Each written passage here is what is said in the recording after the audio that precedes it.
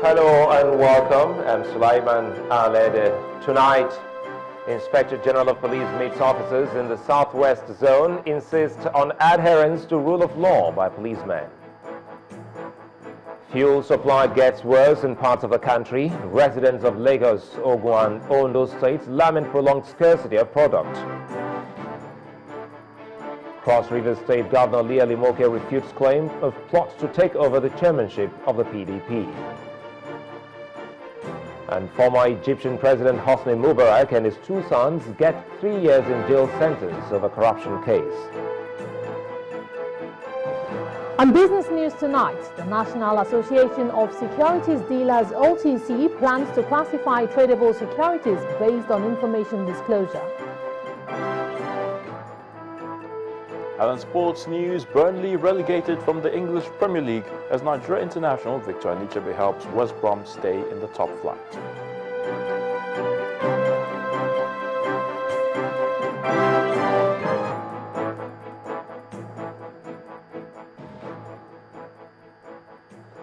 We begin tonight with what the Inspector General of Police refers to as the new way of achieving faster results in policing in the country.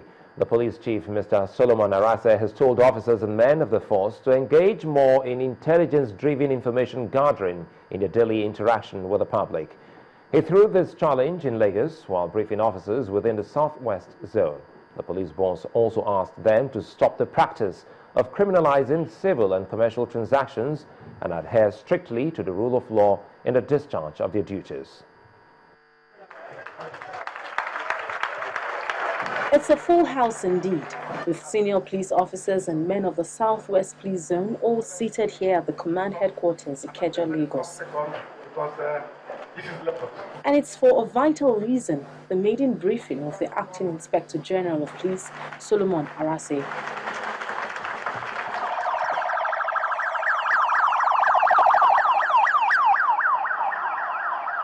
The arrival of the 18th Indigenous Police Boss needs no formal announcement.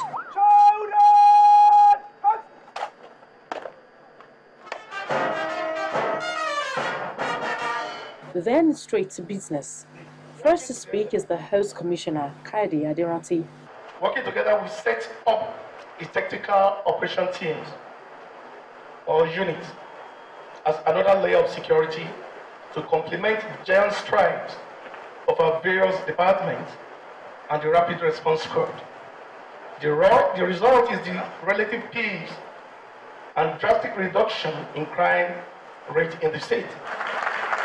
And now the moment everyone has been waiting for, the speech of the police boss. Mr. Arase wants commissioners and head of division in the zone to move away from the old style of policing to intelligence-based investigation. Once a matter is civil, it is civil. Once it is commercial, it is commercial. The degree of intervention of the police officer should be restricted strictly to ADR, alternative dispute resolution. If you cannot intervene and resolve the parties, then you advise them to go to court. Before you arrest anybody again in your various cells, especially the state CIDs, the Divisional Crime Branch, and SAS, you must be able to assemble sufficient evidence. You must be able to convince yourself that as you are going to invite the parties, that you have sufficient evidence, to interrogate them with. Situations where you arrest somebody, you keep him in custody, before you start looking for evidence, it means you are now in breach of the constitutional rights of the citizens. So our investigation has to be intelligence-led. However, it was not hours of hard knocks for the officers. Mr. Arase promises that his administration will work towards providing robust welfare for them. I am an open person, those of you who have had contact with me. I am compassionate. I could be very, very strict, when it comes to issues of professionalism and discipline. Those things I have not left alone. I'm going to show that I do everything that will empower you and make you, regain the self-pride that you're supposed to get as a police officer. With the reopening of the Police Detective College in Ogun, which the police boss says has been shut down for over a year now, the Acting Inspector General of Police is hopeful that the new administration will invest in intelligence-based training for officers so as to prepare them for the future. In the meantime, Edo State Police Command says it has apprehended 39 suspects in connection with the recent court killings in the state. The State Police Commissioner, Adegbuyi Damilola, while briefing journalists in Benin City, said 9 people have so far been killed in the court clashes. The Police Commissioner appealed to parents to watch their words to prevent them from being initiated into courts. The past few weeks have seen several secret cult-related killings, and the Edo State Police Command confirmed 9 deaths so far.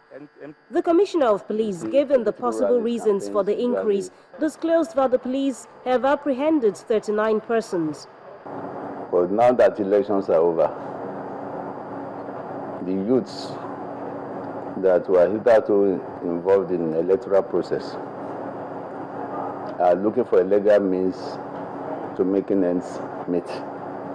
That's why we're advising members of the public, parents, to monitor the movements of their children.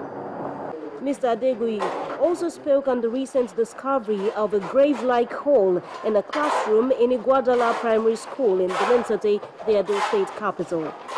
I'm of the view that if quick intervention was not made, it might be part of the initiation of these innocent children into courtesan.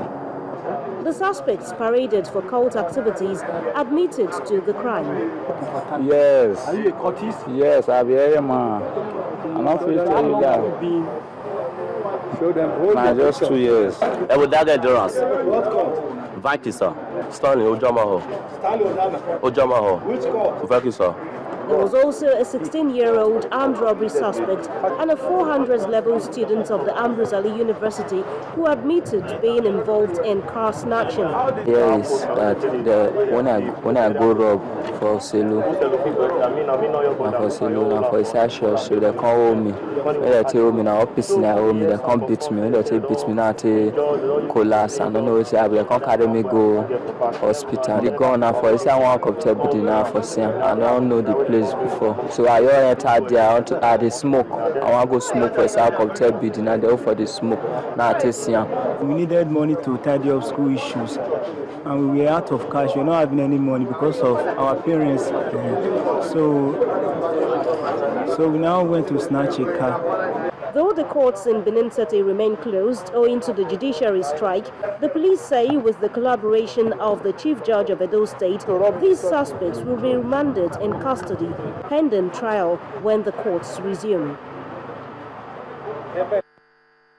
Well, still on security matters, reports say that the offensive in Sambisa Forest is yielding tons of intelligence with the discovery of sensitive materials, including arms, ammunition, information and communication technology gadgets, and video recordings of beheadings that the militants left behind. According to PR Nigeria, many of the video materials captured by the troops from Sambisa Forest are currently being analyzed by military experts. Some of the videos are said to include recording of scenes of trials, beheadings, executions, stoning, floggings, and those taken during preparations for the suicide attacks.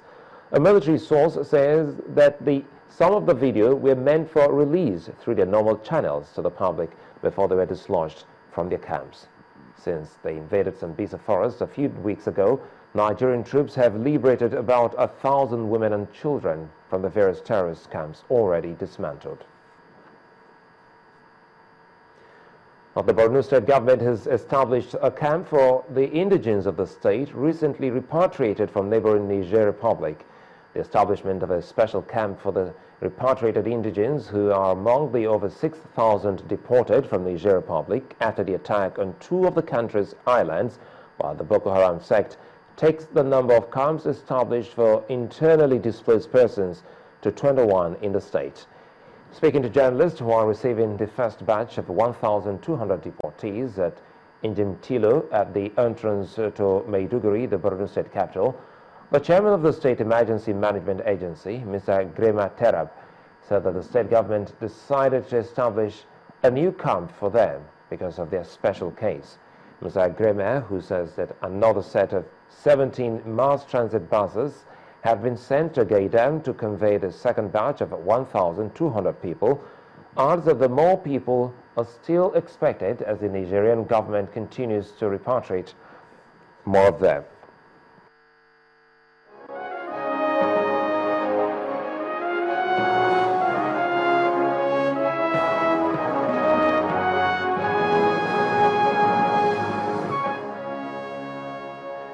The one-year commemoration of the Chibok girls' abduction may have been observed by people across the world, but many are still calling for their rescue. Activists from across the United States gathered in New York for a vigil and march in solidarity with the girls and others campaigning for their freedom. Our correspondent in Washington, Maria Baird, was there and now reports. And citizens gathered in New York City and held a vigil and march for the Chibok girls that are still missing. No part of your country should be so dangerous that your people are living there and you can't go there. This vigil and rally was not only a time of atonement, but a forum for activists to share their frustration. Knowing that there are children that are getting raped, that are getting assaulted, that are being treated as sex slaves, how are we allowing this to happen? People ask me all the time, oh, I feel paralyzed, what can I do? And you know what I say to them every single time? What would you do if this was your daughter? The protesters hope that the Bring Back Our Girls vigil and peaceful protests in New York City will be heard not only in the U.S., but across the world. From Washington, Maria Bird, Channels Television News.